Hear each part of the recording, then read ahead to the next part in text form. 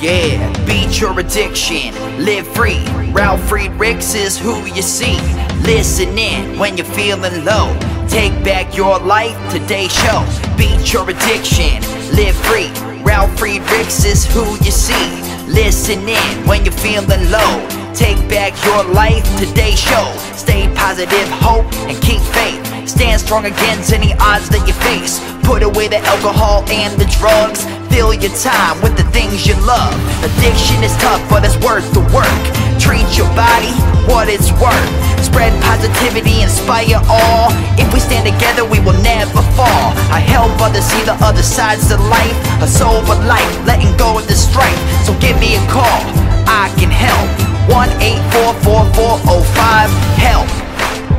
Homeless shelters, hospitals, jails, wherever you are. I am Ralf Friedrichs and I am here for you. 1-844-405-HELP.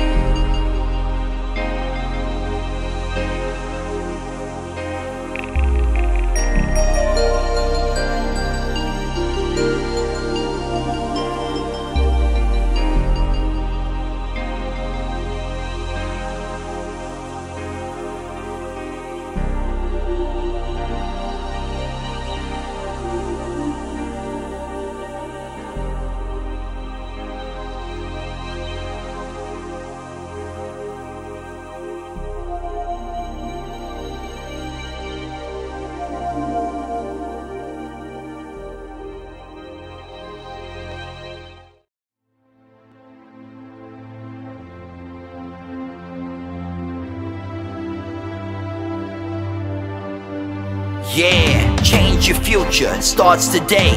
Live life to the fullest, never skip a day. Create hope, spread positivity. Beat your addictions and negativity. Ralf Friedrichs is here for you. Call today so we can help you. 1-844-405-HELP. 1-844-405-HELP.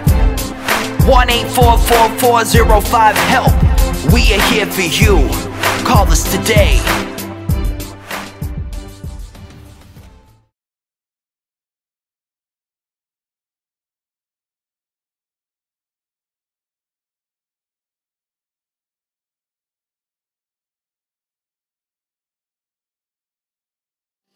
Hello, my name is Ralf Friedrichs. I'm an addiction recovery coach and the host of the Take Your Life Back Today show. As an addiction recovery coach, I want to share something with you, and let me be crystal clear to leave an everlasting impact upon you. Just imagine being buried alive. You're in a coffin, but you know you're not dead. You don't know how to get out of that coffin, so you start trying to lift the lid, but the lid won't budge. You know why? Because the dirt upon the lid is way too heavy. You then say to yourself, okay, maybe if I bang on the lid, I can unsettle the dirt that's upon the lid, and maybe somebody else dig their way down towards me. This is what it's like to find yourself at the lowest point of alcohol and drug addiction. You know you need help, you know you can't do it on your own, but you don't know where to turn for help. In reality, though, people are probably standing by waiting to help you. You just don't know that. You just think you're going to, I'm sorry, I'm just trying to get this all adjusted. You're just going to die. In reality, though, people don't think about death when they're habitually abusing drugs and alcohol. In order to defeat an addiction, you have to be great at repressing the fear of death. I often ask you, my audience, did it ever cross your mind while you were abusing drugs and alcohol that maybe, just maybe, you might be taking your life in your own hands? In other words, God is not directing your life because you chose to do drugs and alcohol. You might overdose. And when you do that, your life is gone, like this person. More selfishly, you're taking your life away from your children, your grandchildren, husband and wife, mother, father, grandfather. You're taking your life away. That is like committing murder, folks. With this, let me leave one last thought. Don't be the person that I'm reading about on these index cards that waited and waited until it was too late. Instead, be like the person that makes the phone call and calls me at 844-405-HELP, and I promise you, I will help you take back your life before your life is gone. People like Larry Geist from the Geist Academy at 516-458-2741. Larry Geist and I always tell folks like you, it doesn't matter where you've been, it doesn't matter where you came from. What matters most is that you are seeking help. You want a better today and a brighter tomorrow.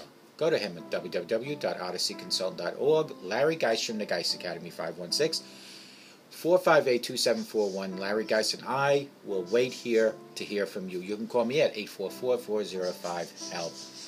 Folks, as you know, my mother was tragically killed walking across the street. A truck came, pretty much stopped at the red light to make a right on red or right on the green arrow. The line is 10 feet away. My mother's on the walkway. This truck pulled up within a foot away from my mother. My mother being 5'1", the truck being a Dodge Ram with a high hood, tragically ran over my mother and killed her. Do I want revenge or do I want justice? Let's not confuse the two, because there is a difference between revenge and justice. So let's talk about that. The terms revenge and justice often get muddled. That's hardly surprising for the course of history. They frequently are used interchangeably. You may even be familiar with the phrase, just revenge. Still, as meanings alter and evolve over time, the connotation of these two words have increasingly diverged. Now, it's uncommon to see them used simultaneously. And, doubtless, revenge has borne the brunt of various semantic changes that have transpired. Yet certain overlaps between and ambiguities within the two terms do exist. So before delineating the chief distinction that can usefully be made to separate them, let me at least hint at some of these two inconsistencies that might be. And let's fix this camera a little bit because I want you to be able to see me.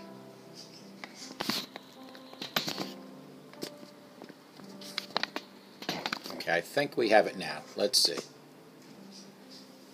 It would be convenient in advance the claim that justice is fair and revenge is not. But as words, just revenge, suggest, revenge, depending on its underlying condition, motivations, and execution, might be either just or unjust, fair or frankly outrageously out of proportion to the wrong originally done. There seems to be an equivocally tightly woven into the term that's less perceptible in the related concept of justice. All the same, the well-known phrase miscarriage of justice warns us to be careful about distinguishing between concepts that finally must be understood at both relative and subjectively. Although I believe that the difference between revenge and justice enumerated below generally hold true, I'd emphasize that they are generalizations, so you probably be able to think of some exceptions. There are instances when revenge can be legitimately be understood as a type of justice, and justice a kind of revenge. Moreover, as discrete as I've tried to make each of the 5 categories below, a certain amount of resemblance and repetition has been unavoidable. That is, my divided lines may at times seem a bit arbitrary, but in any case, here are, each concluding its own set of supporting questions. In fact, as a prelude to our discussion, let's start with 2 quotes that affirm the idea that revenge and justice ought to be distinguished. Do not seek revenge and call it justice. Cassandra Clare said that. It is essential that justice be done. It is equally vital that justice not be confused with revenge, for the two are wholly different. Oscar Arias wrote that. Revenge, in a predominantly emotional justice, primarily rational, revenge is mostly about acting out, typically through violence, markedly negative emotions. At its worst, it expresses a hot, overwhelming desire for bloodshed. As preserved as it may seem, there is a critical pleasure, or actual pleasure experience in causing others to suffer for hurt that they have caused the avenger or self-perceived victim, the less personal type. Justice, as logically, legally, and ethically defined, isn't really about getting even or experience a spiteful joy in retaliation. Instead, it's about righting a wrong that most members of society, as opposed to simply alleged victim, would agree is morally culpable and presumably unbiased, unemotional. Moral rightness of justice is based on cultural or community standards of fairness and equity, whereas revenge has a certain selfish quality to it. Cool justice is selfish, and it relies on non-self-interest established law. At least obliquely, the 2 quotes below are suggestive. The 2 quotes are as follows. But men often mistake killing and revenge for justice. They seldom have the stomach for justice. Robert Jordan wrote that. Here's another one. Social justice cannot be attained by violence. Violence kills what it intends to create. Pope John Paul II wrote that. Revenge is, by nature, personal justice, is impersonal, impartial, and both social and legal phenomenon. The driving impetus behind revenge is to get even, to carry out a private vendetta, or to achieve what, subjectively might be described as personal justice. If successful, the party perceiving itself as gravely injured, though others might not necessarily agree, experience considerable gratification. Their way of getting back is by getting revenge, and that revenge seems to be achievable by acting aggressively. The other side, vanquished or brought to its knees, just not the avenger, feels justified. Their quest for revenge has pre-empowered them, and from their bias point of view, it's something they're fully entitled to. On the other hand, social justice is impersonal. It revolves around moral correction in situations where certain ethical and cultural vital principles have gone out and have, in particular, received retribution benefits or protects both the individual and society, which can operate effectively only when certain acceptable behavioral guidelines are followed. So consider this. Revenge is a kind of wild justice, which a more man's nature runs to, the more ought law to weed it out. Francis Bacon said that. Justice cannot be for one side alone, but must be for both. Eleanor Roosevelt said that. All calls for justice require that victims feel avenged, and revenge is never just of its disproportionate. Vane Rosenbaum. Peace is more important than all justice, and peace was not made for the sake of justice, but justice for the sake of peace. Martin Luther King said that. We continue as follows. Revenge is an act of vindictiveness, justice, of vindication. The intense effort to avenge oneself, others can easily become corrupting, morally reducing the avenger's status to that of the perpetrator. Two wrongs do not make a right, and ethically speaking, never can. Degrading another one only ends up further degrading oneself, I have to say. Even if the kind of justice might be served through an act of revenge, it could still be argued that there's nothing particularly admirable or evolved in retaliating against a wrong by committing a like wrong. Or, to put it in more emphatically, to behave vengefully is, at its best, to take the low road to justice. In opposition, justice is grounded in assumptions, conventions, and doctrines having to do with honor, fairness, and the virtue. Its purpose is really not to be vindictive, that it is bloodthirsty, has no impact or should have no impact in the precepts of justice, at least not the way the term is presently employed. It's based on established law, and the proceedings of that law are designed to dispense individually precisely what they deserve for the crimes committed. Nothing more, nothing less.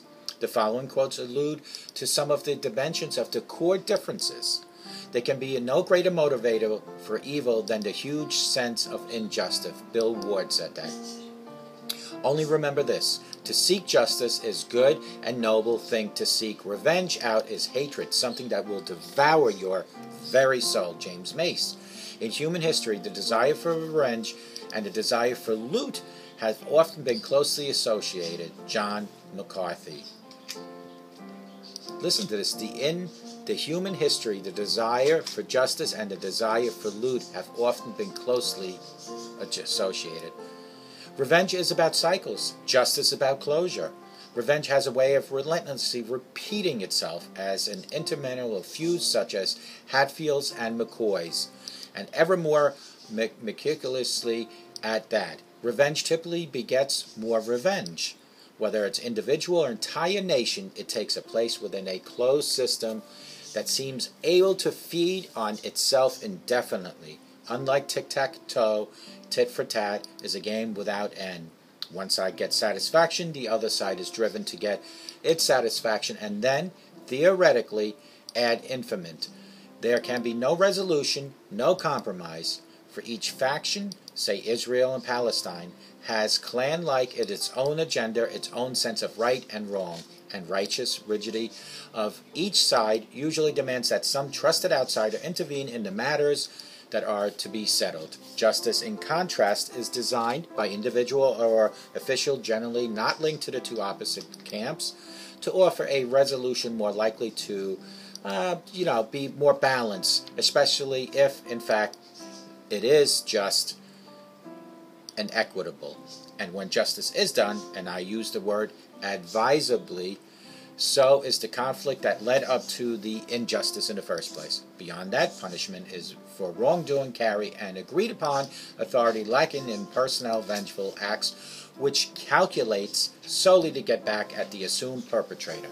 Technically speaking, so-called vigilante justice isn't really justice or social justice at all, though at times it may appear to be.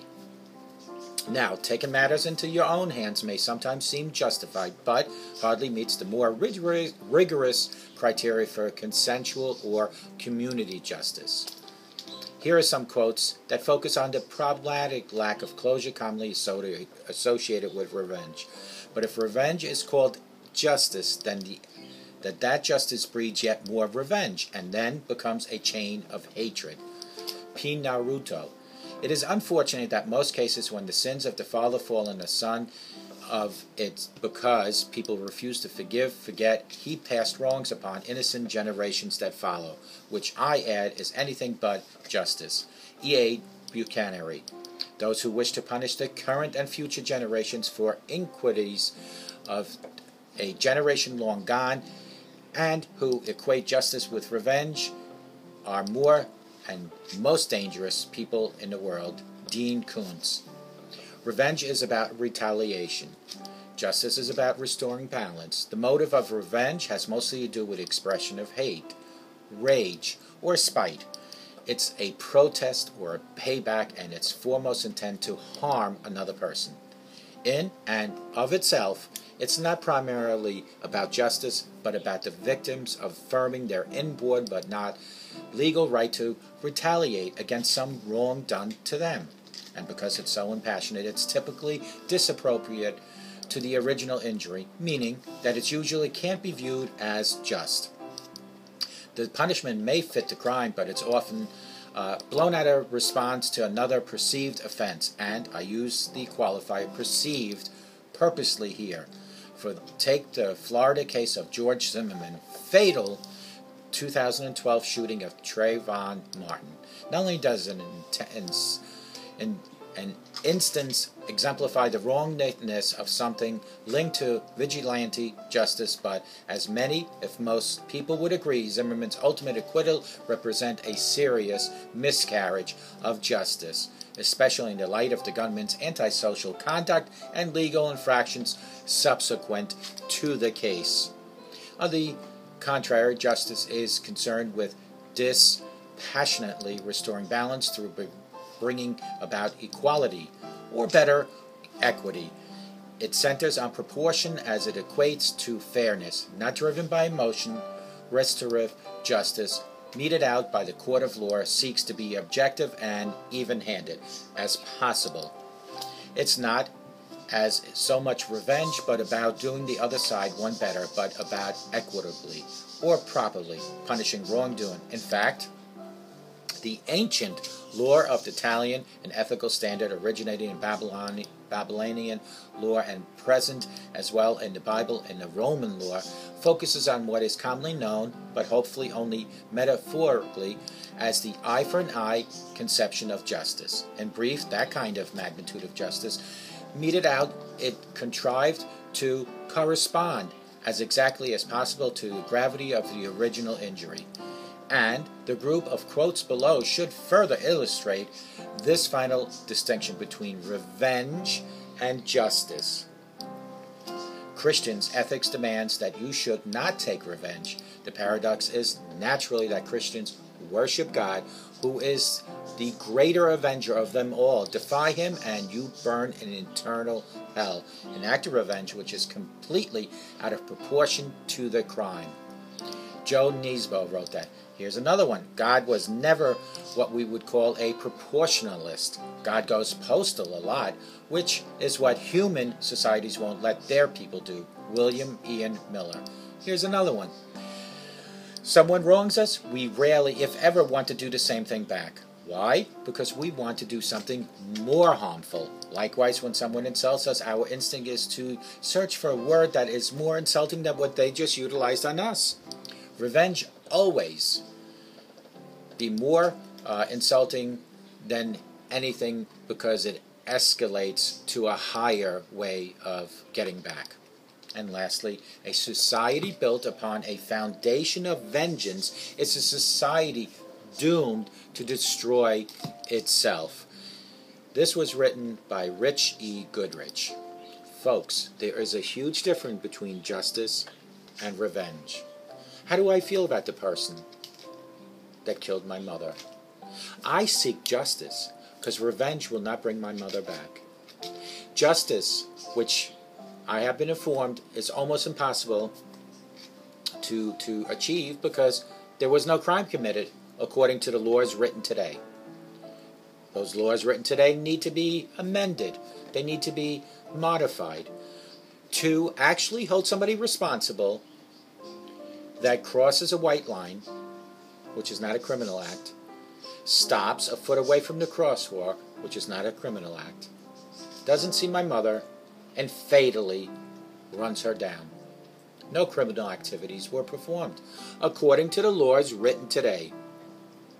However, my justice comes from the Lord Jesus Christ. God gave this particular person a thing called conscience. Remember being a kid and stealing something or maybe doing something wrong, and you had to go through the day thinking about, oh my God, what if I get caught? What have I done?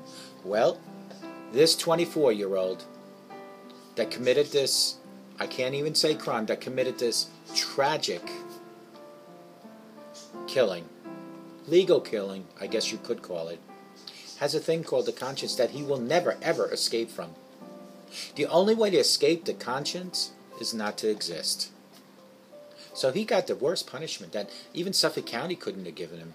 Even a year in jail wouldn't make that up. He, at 24, has to live maybe another 60 years with a thing called the conscience. Because the last thing that he'll remember from that tragic day is thump, thump, my mother's body under his Dodge Ram. That is more punishment. That is justice. That is God's justice. A thing called conscience. And I praise God. And I ask God to never have this individual forget what he did. Not because I want him to suffer. Absolutely not.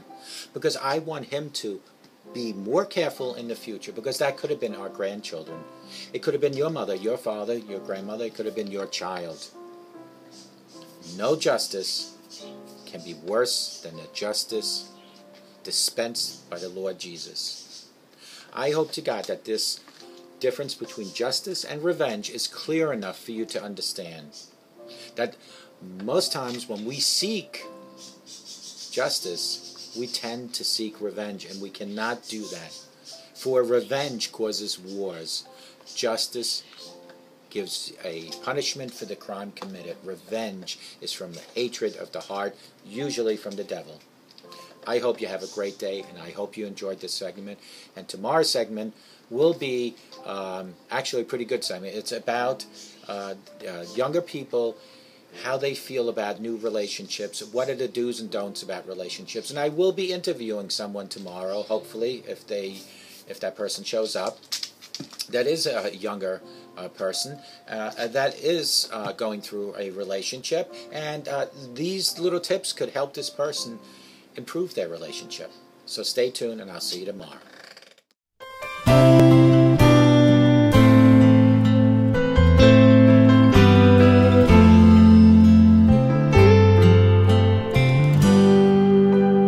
Have you ever prayed but never got an answer, and wondered if God was really there? Did you feel all hope was gone, but in His time He came along and answered the prayer you thought was gone? There is no prayer too small, for God hears them all. The answer may not be just what you want, but He always knows what's right, even when we think it's wrong. Just remember, there is no prayer too small.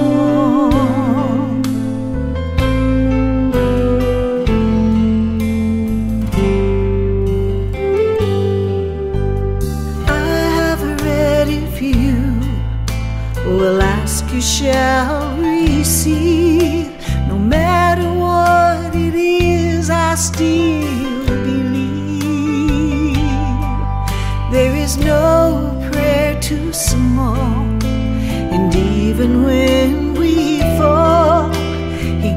is just exactly what we need. There is no prayer too small, for God hears them all. The answer may not be just what you want, but He always knows what's right, even when we think it's wrong. Just remember, there is no prayer too small. No prayer too small. He always knows what's right. God hears them all. There is no prayer too small.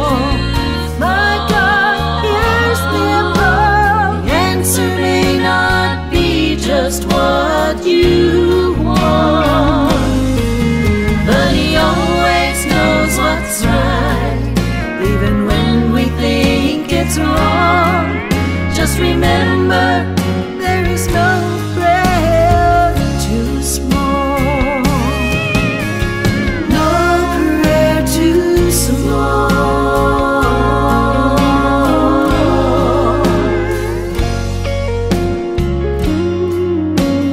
No prayer too small.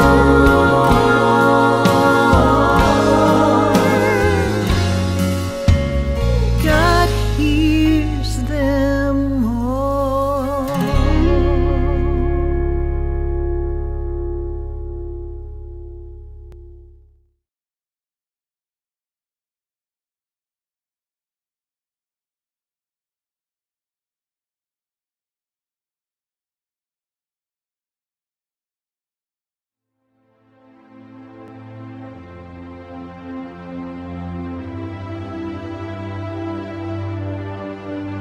Yeah, change your future, it starts today. Live life to the fullest, never skip a day. Create hope, spread positivity. Beat your addictions and negativity. Ralf Friedrichs is here for you. Call today so we can help you. 1-844-405-HELP. 1-844-405-HELP. 1-844-405-HELP. We are here for you. Call us today.